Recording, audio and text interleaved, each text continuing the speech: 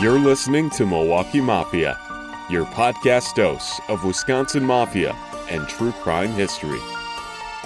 Hey everybody, welcome back to another episode of Milwaukee Mafia. I'm Eric. I'm Gavin. Gavin, we're back again.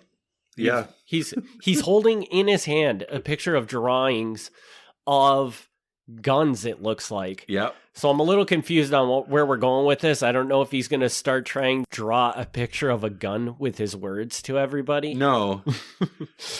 No. Yes, unfortunately, because of how podcasts work, I can't show you this picture.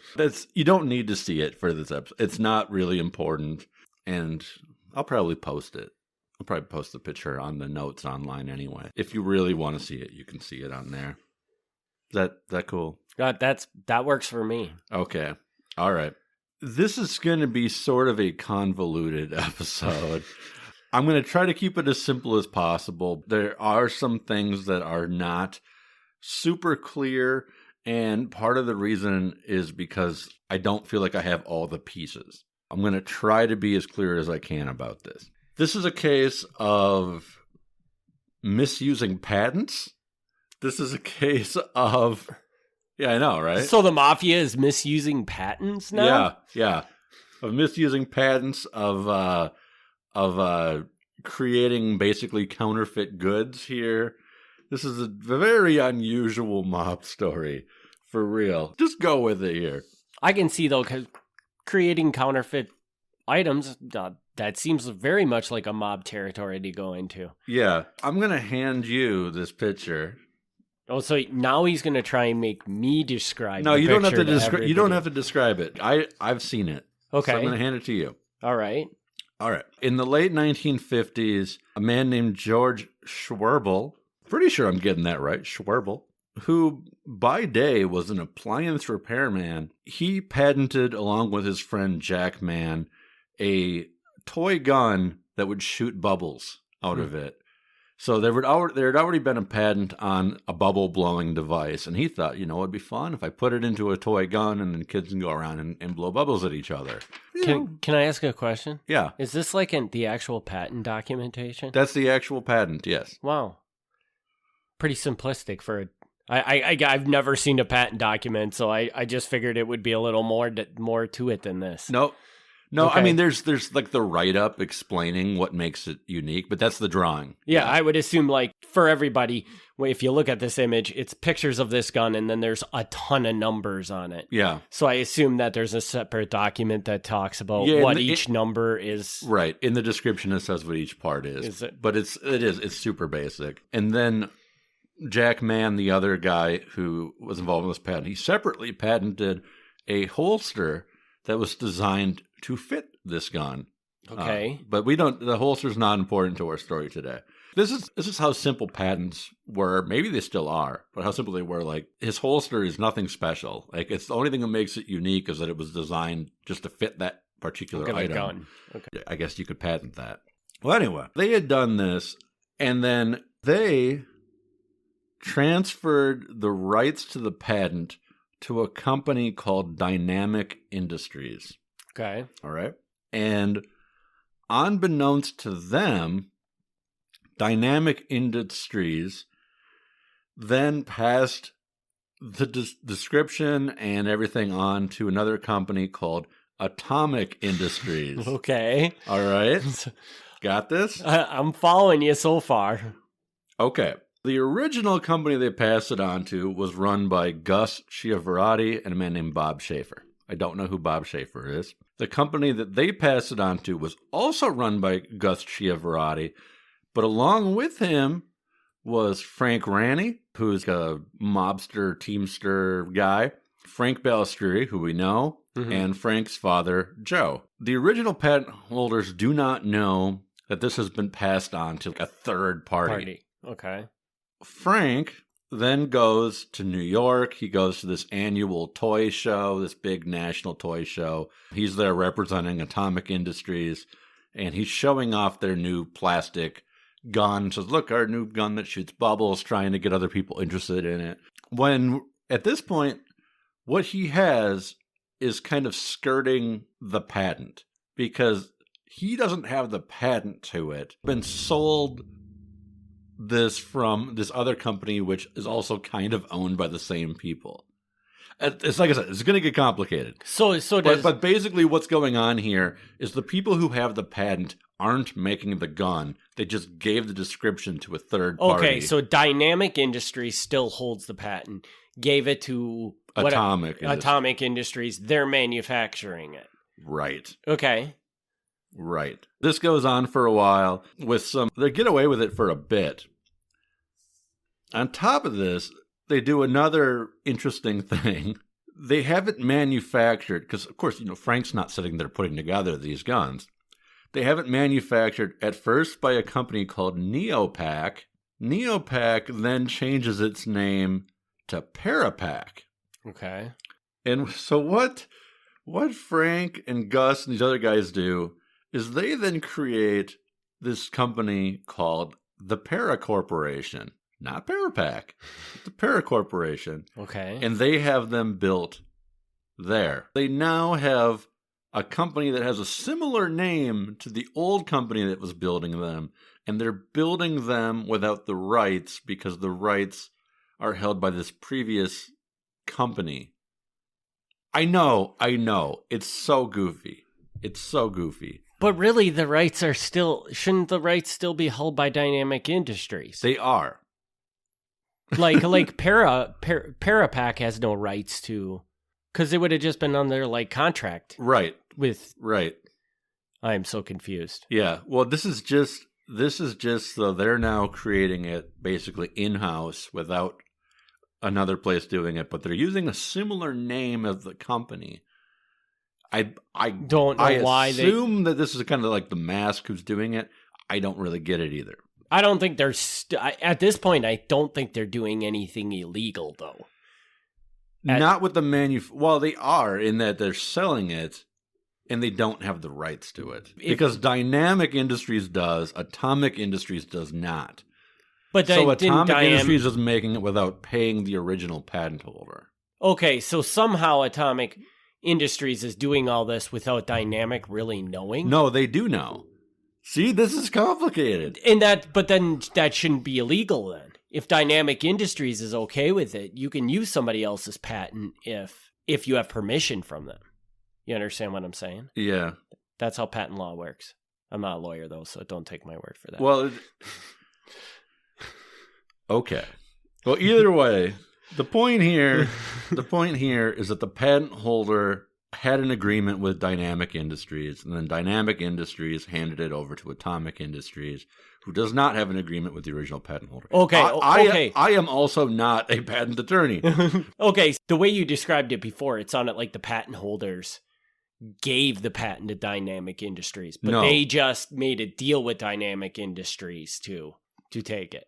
Yes. Gotcha. Okay. Yes. Okay. So weird. Oh, see, this is a mess. Okay.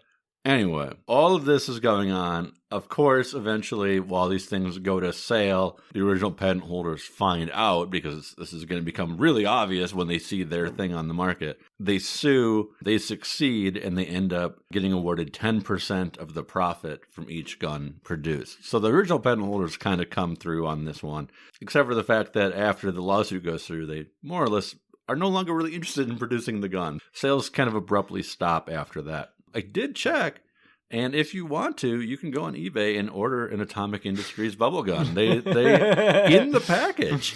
People still have the originals floating around. Nice. If you want these weird counterfeit mob guns, they do exist out there. That is not the end of the story. We're going to try this again. I know that was confusing. We're going to try it again. Got Gus Schiavarati, who was connected to Dynamic Industries and Atomic Industries, and he's, a mob guy. Now, he's got another business called King Sales, all right? Okay. And he somehow has got a hold of this toy telephone from another business called Karen Industries. Okay. I'm trying to keep this simple. I know it's weird. And the Karen Industries phone is this toy telephone. It's 2 plastic cups that transmit and receive. It's really like a super basic toy. It's cardboard and string, and it's not incredibly like high tech. Their phone, the Cairn Industries phone, is called the Hi Phone. H-I phone. Hi Phone. Okay. King Sales, which is the mob affiliated company, says, hey, we're kind of interested in developing this. They get the description and how to build it and all this and that. And then they say, okay, we're no longer interested in doing this. But that's a lie. Because then they take it to another company and then they start manufacturing it illegally, basically, yes. Right? Yes. So then they take it and they make a toy called the High Line Phone. The original is the High Phone. There's just the High Line Phone. Okay. And at first, they're able to get away with this because they intentionally look at where Cairn Industries is marketing it, and they sell theirs in different states that are not there. They're like, we're not directly competing, we're going in other areas. Cairn Industries eventually finds out, and they sue, and this lawsuit does not go well for the mob, for Gus and Frank and these other guys who are invested. And at this point, they bring in a real legitimate investor, a man named Albert Reinhardt, who owned a company called Real Refrigeration in Milwaukee, which still exists. Albert Reinhardt has passed, but his family still owns the company. But he was a legitimate guy, not mob affiliated at all, except for this venture where he's brought in. Here's where they run into some real problems. First of all, like, they've ripped off this toy, right? Mm-hmm. It's not super like sophisticated, but they've ripped off this toy. But the problem is when they go to do the packaging, they rip off the packaging as well. Okay. So the original phone has on the box, or the card that it's on, has phrases that say, string telephone for boys and girls. It really works. Sensational toy. When they make the counterfeit version, they use all the same verbiage. Use the exact same phrases. They put them in different places. It's not like they didn't just print out the same thing, but they put them different, but they use the exact same thing. It really works. Sensational toy.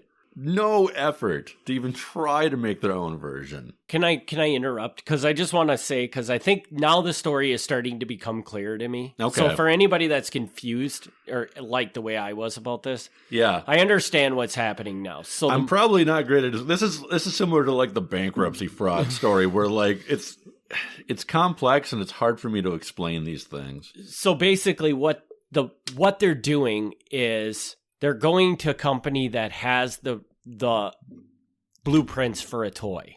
Yeah. They're using they're using, like in the first example, it was Dynamic Industries. I'm not sure if you said the name of the second one, but we're just going to use the first one. So I went to Dynamic Industries. Dynamic Industries went and made an agreement with those creators for the toy. Yeah. So they could get the designs of it. Yeah. And probably in that agreement, there was a profit sharing portion of it. So the creators were supposed to get something for them using it. But they didn't want to pay that. So then they now they had the designs. They took and gave those designs to a third company and just started producing it illegally. Which was partially owned by the same people from the first one. Yes. Right. In either way, even if it wasn't partially owned, it's completely illegal to then give it to them and just let them start selling it. Right. Which I don't know how they thought this was going to work. I mean, at least they got smarter with the second toy where they tried to sell it where the other company wasn't. Yeah. But I still feel like this is not a very good strategy because it's always going to catch up to you. Right. Well, like on the first one, like, yeah, you're right. It doesn't make any difference if it's the same people running it or not. I'm just saying that all they did to try to cover their butts on that was just basically change the name of the business. Right. And clearly it worked for a little while. Yeah. That's, if you're going to make this in like mass quantity, that's probably not going to fly. Yeah. Anyway, so they get sued for the phone. Gus Chiavarati, he goes to court. He testifies that at the time of the lawsuit, he has an inventory of approximately 1.25 million sets of the toy. Wow, and they weren't going small with this either, were they? No, he said already he had 350,000 to 400,000 already assembled, ready to go on the market or on the market. The rest of them were in his factory in parts. Over 1 million basically in his possession. He said that he had invested approximately $18,000 in getting this up and running. So he could get what did you say, like 1 million of these things for $18,000? Yeah. Wow. That's impressive. Well, it's basically string and cardboard. Yeah, but I'm still, that's a lot of cutting cardboard and stringing strings through it. Yeah. He said, and part of his defense was like, this is just a novelty item. I mean, this isn't like an electric train or anything. This is going to be on the market for about a year, and then kids are going to get sick of it. He's like, this isn't like a major thing, which is not a valid defense. But he tried that. Mm. Judge said, nope. The evidence clearly shows that the defendant, Gus, not only intentionally copied the unpatented toy of the plaintiff, also deliberately adopted a close facsimile of the plaintiff's trademark in a manner calculated to appropriate to himself the goodwill built up by the plaintiff. So I guess on the one hand, at least this one wasn't patented like the bubble gun. Still, you can't do that. Yeah, that's crazy. Well, and I don't know. I feel like just the if it was unpatented, the only thing they probably did wrong was the packaging was too similar. That was probably the big part. That's probably because that's a likeness, right? Yeah. Thing to it, the trademark part of it, not really. Because if it wasn't patented, I don't think they have any rights to. I mean, I guess you have to change it slightly. You put a little cut in the corner or something that make it a little bit different and you're covered. Yeah. After these two incidents, Para Corporation, which is now the mob's owned manufacturing company for this stuff, continues on for a little while. The FBI starts talking to Albert Reinhardt, who's like the legitimate guy connected to this, because they're like, he's probably the most likely person who's going to talk to us here. Frank Balstree is not going to talk to us.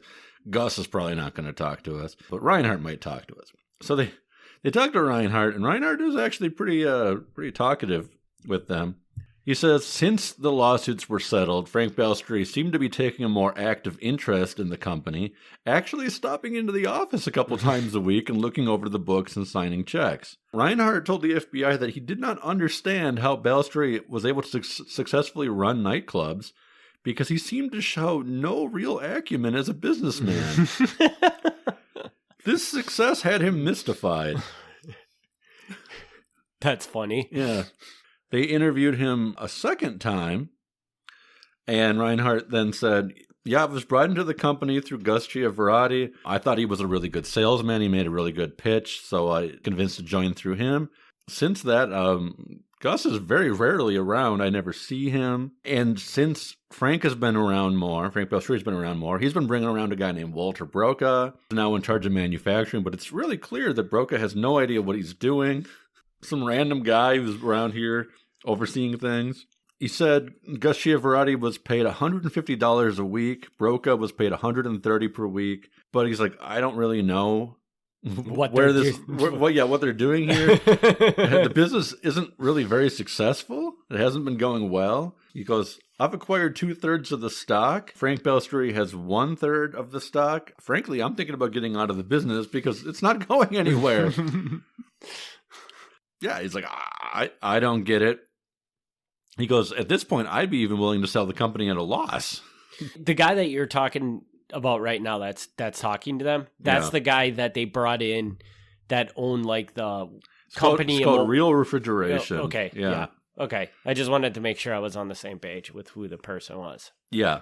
And less than a year after they talked to him, the Para Corporation did actually go under. So Reinhardt was like out. He was probably happy to be out. And the building that it was kept in from there on out, which we'll probably return to in a future episode, they started using it to fraudulently make jukeboxes. They took old jukebox parts and made jukeboxes out of them and sold them as if they were Brand new. Fancy new ones. They use the space for even more questionable purposes. But so in my head, I'm envisioning this. They get an old jukebox, they like break the outer casing off of it or something, put a new one on so it looks brand new. Yeah. But it's got all the same crap in it that cool. Yeah. Yeah. Other than the fact this is like more complicated than it should be. It's a pretty straightforward thing. For a couple years they were in a business where they were mass producing toys that they did not have the rights to mass produce. And they only did, this is the primary story of this happening. And this experiment was they failed miserably at it, essentially. Yes, I don't know how many toys they made. I like what the variety was. These were the two that they got in trouble for, so there may have been other toys. Mm-hmm. But these are the two that really got the publicity because it was so obvious how badly they were ripping off people. And this is this little project here, now it may have failed miserably, but man, the scope that could have reached if they would have made it work. That could have been huge, man. Yeah. For the Mafia. Like, that could have been a lot of money they could have been making. Right. I don't know what this is. So the telephone. So his guy's investment is $18,000. Right. And it's just cardboard and string. So I don't know like what this sells for, but let's say it sells for 50 cents. Mm-hmm. If he made 1 million of them, he just made $500,000. Yeah.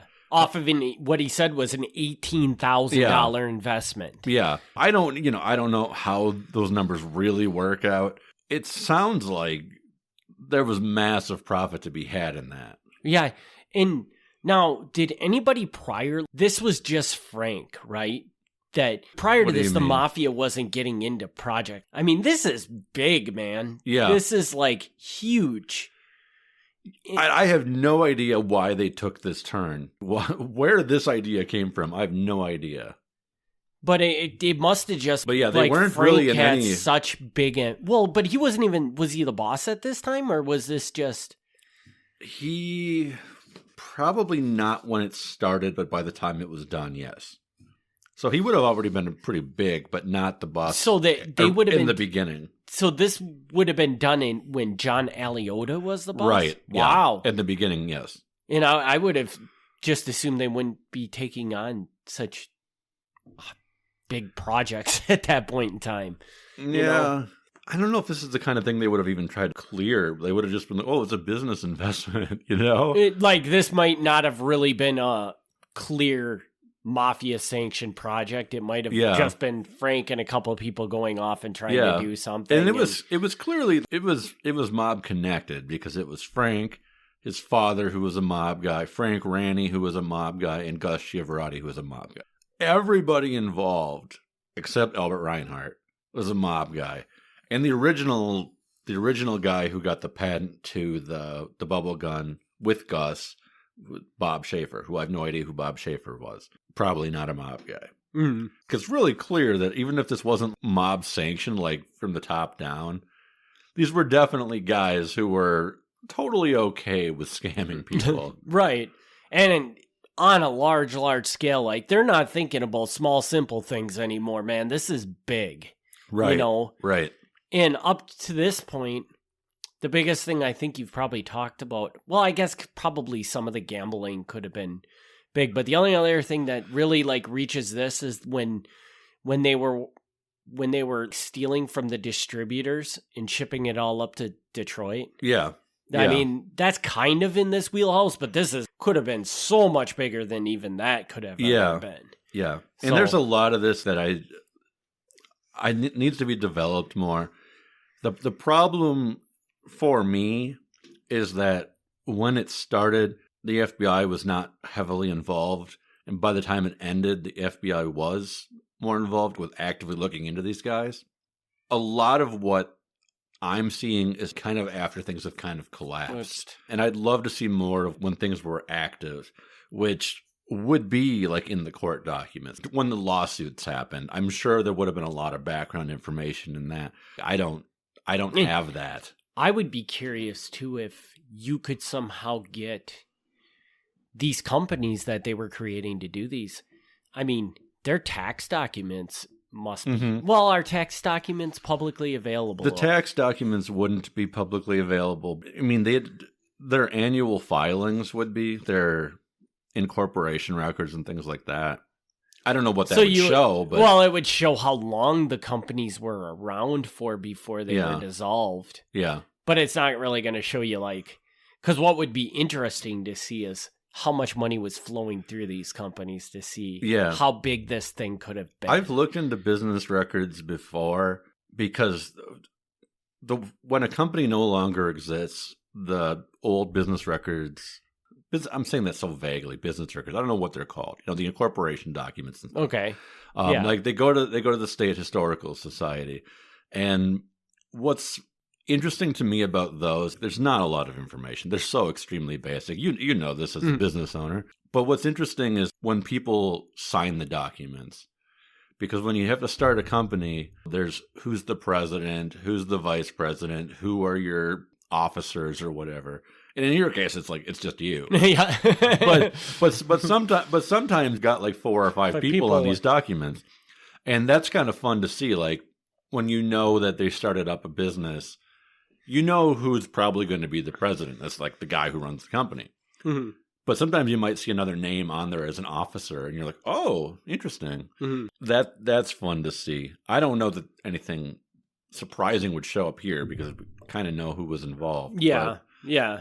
If there was a way to just see just what they were doing, that would be really interesting to know because this is kind of an eye-opener to me how elaborate this scheme was. Yeah. And I mean, it sounds like it just basically fizzled out and died.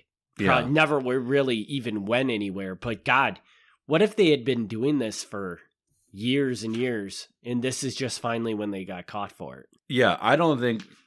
They maybe made a profit off of this because they were selling for a while before they got in trouble. I don't know. I mean, after the lawsuits and stuff, I don't know how much they really came out ahead on this one. Yeah, it doesn't seem like they won. Also, you only know so much. I only know so much, right? You only know when they got arrested. Right. Whereas, I mean, this thing could have been going on for years. Right. Yeah. And you're absolutely right. And I would love to know more. And like I said, like this one's kind of, I think I said that right off the bat. This one, like there's pieces missing because it just didn't make it into the public until, the lawsuits. And the lawsuits, like I only have basic pieces of that because it's not easy to get the documents from a lawsuit. They exist. But they're so buried, the old courthouses and stuff now. Like, I can get them, but it would take a little work. Yeah. And it's like, do I want to spend my day trying to find this? Is it worthwhile? Maybe it is. You never know until you do it, really. Right. So, I don't know. I think that was a pretty cool story. So I don't. Yeah, I don't. But it's right in my wheelhouse. So I love this story, but it's like I said, it's complex because anytime they do one of these things where they set up these fake businesses, it gets really confusing. And the unfortunate thing is that when you set up a business, there isn't a lot to like. Unless that business ends up in the news or something like that, there's just not a whole lot to see about a business that you can publicly access. Right. Other than the fact that there was a business and they operated probably from this year to this year. Right. That's about all you can see with a business. You can't really see too much of what they were doing, how long they were doing it for. Yeah. And at what scale they were doing it for, unless you get a hold of documentation that you just can't access publicly. Yeah, I'll throw that for people who don't know. Like, at least I don't know how other states operate, but in Wisconsin, you file your articles of incorporation, which is like super basic. It's like the most basic form imaginable, and it's like $15. Mm-hmm. And so that goes on file, and then each year you file your annual thing, which is another $15. But I actually think it's $10. Is it 10? Well, whatever. It's cheap. It's cheap. It's cheap. And like that's really all there is. And so if you like look up a company, all you know is when they were incorporated, and then eventually Wisconsin marks them as in bad standing. And in bad standing doesn't even mean the business ceased to exist. It just means they got really lazy about filing their paperwork. Because sometimes if you look them up, they'll say in bad standing, and then 5 years later, they'll say return to good standing or something, restored to good standing, something like that. Which just means that like they're like, oh yeah, we didn't file our paperwork, so then you can file it, and the state's like super laid back about it. I'm like, oh yeah, you're good again. That's funny. So you know this. I've never not filed it, so you've never been in bad standing. I've never, as far as I know. Maybe we should go look at. Maybe I am in bad standing. So, but they don't do anything about it. Yeah, it's just a way to get $15 from it. I mean, that's like so many things in the government. It's just a way to collect a little bit of money from it. And then eventually the company, if it's been in bad standing for too many years, it becomes involuntarily dissolved. Or if the company actually says that they're going to break up, it's administratively dissolved. Yeah. Although, so obviously you've looked at a lot of these then to know all this difference.